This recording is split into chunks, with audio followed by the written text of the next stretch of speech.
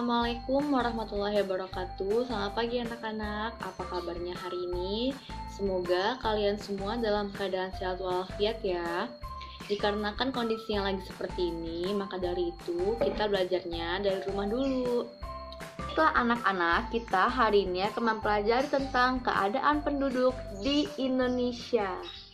Keadaan penduduk di Indonesia menurut Badan Pusat Statistik atau BPS mencatat jumlah penduduk Indonesia tahun 2010 adalah 237.641.326 jiwa dan pada tahun 2015 mencapai 254,9 juta jiwa. Artinya jumlah penduduk Indonesia meningkat hingga 20 juta jiwa. Jumlah penduduk Indonesia dibandingkan negara-negara lain cukup tinggi berdasarkan World Population Datasheet atau WPDS. Tahun 2015, Indonesia mencapai urutan keempat. Yang pertama ada Cina, yang kedua ada India, yang ketiga ada Amerika Serikat, dan yang terakhir ada Indonesia yang jumlahnya 366 juta jiwa. Daerah Indonesia penyebaran penduduknya tidak merata, contohnya kepadatan di Pulau Jawa mencapai 600 hingga 1299 jiwa per kilometernya.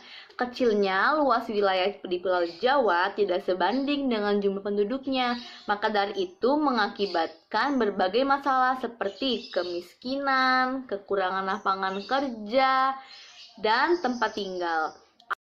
Beberapa penyebab alasan kenapa sih Pulau Jawa itu menjadi tingkat kepadatan yang paling tinggi di Indonesia. Yang pertama ada pusat pemerintahan berada di Pulau Jawa, tepatnya di DKI Jakarta. Yang kedua, Pulau Jawa kaya akan sumber daya alam sebagai penunjang kebutuhan hidup. Yang ketiga, Pulau Jawa memiliki tanah yang subur karena banyaknya aktivitas gunung api sehingga menghasilkan banyak lapangan pekerjaan di bidang pertanian maupun perkebunan. Komposisi penduduk adalah pengelompokan penduduk berdasarkan usia, jenis kelamin, mata pencaharian, agama, bahasa, pendidikan, tempat tinggal, dan lain-lain. Komposisi penduduk dibagi menjadi 4, yaitu yang pertama ada komposisi penduduk berdasarkan umur dan jenis kelamin. Komposisi penduduk berdasarkan umur dan jenis kelamin itu dibagi menjadi 3 susunan. Yang pertama ada piramida penduduk muda atau piramida limas, yang kedua ada piramida penduduk stasioner atau piramida granat, yang ketiga ada piramida penduduk tua atau piramida batu nisan. Komposisi penduduk berdasarkan umur dan jenis kelamin sangat bermanfaat karena dengan adanya komposisi penduduk, kita dapat mengetahui apakah tingkat kelahiran perlu ditekan karena pertumbuhan yang pesat atau mencari solusi agar tingkat kematian yang tinggi dapat dicegah. Yang kedua, ada komposisi penduduk berdasarkan pendidikan. Pendidikan di Indonesia itu masih sangat rendah dikarenakan sebagai besar rakyatnya penduduk Indonesia itu berpendidikan SD atau MI atau sederajat sesuai dengan tabel berikut ini. Yang ketiga, ada komposisi penduduk berdasarkan agama. Indonesia adalah negara berdasarkan ketuhanan yang Maha Esa. Artinya, negara memberikan kebebasan bagi penduduknya untuk memeluk agama sesuai dengan keyakinannya. Berdasarkan tabel yang di sini, Indonesia terdiri dari Islam, Kristen, Katolik, Hindu, Buddha, dan Konghucu. Dari data yang tadi, penduduk Indonesia itu mayoritasnya memeluk agama Islam. Yang keempat, ada komposisi penduduk berdasarkan bidang usaha. Tidak semua penduduk mampu melakukan pekerjaan karena hanya penduduk yang berusia kerja yang dapat menawarkan tenaganya di pasar kerja. Penduduk usia kerja dibagi menjadi 2 golongan, yaitu angkatan kerja dan bukan angkatan kerja. Angkatan kerja sendiri terdiri dari mereka yang aktif bekerja dan mereka yang sedang mencari pekerjaan. Di Indonesia, anak-anak yang boleh mendapatkan pekerjaan itu usianya 15 tahun.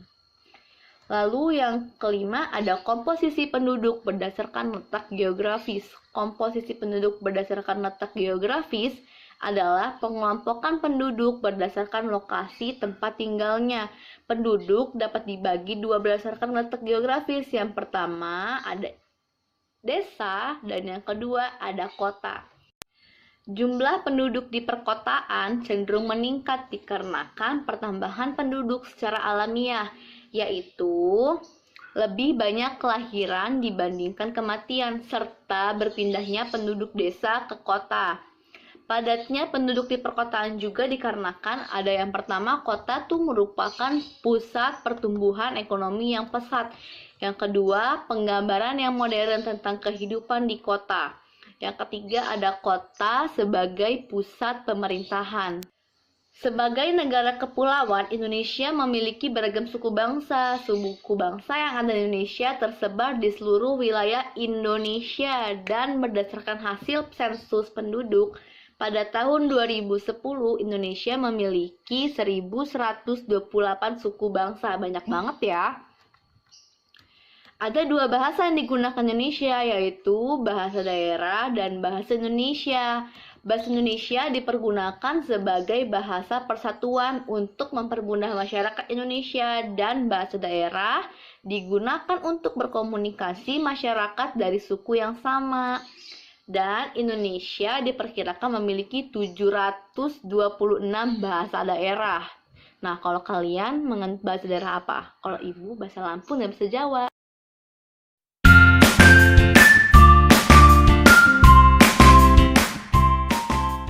Keberagaman budaya Indonesia sendiri secara umum dapat dilihat dari berbagai macamnya rumah adat, pakaian adat, jenis tarian, pertunjukan seni, dan upacara adat budaya yang ada di Indonesia. Oke anak-anak, sekian materi hari ini. Semoga kalian semua dapat memahami apa yang sudah Ibu jelaskan. Dan semoga kalian semua, kita semua, dan rakyat Indonesia semua dapat menjaga kesehatannya dengan baik dan tercegah dari virus COVID-19. Anak-anak semua jangan main di luar rumah. Belajar aja di rumah, jangan main ya. Kalau mau main di rumah aja. Oke, sekian materi yang sudah Ibu jelaskan. Wassalamualaikum warahmatullahi wabarakatuh.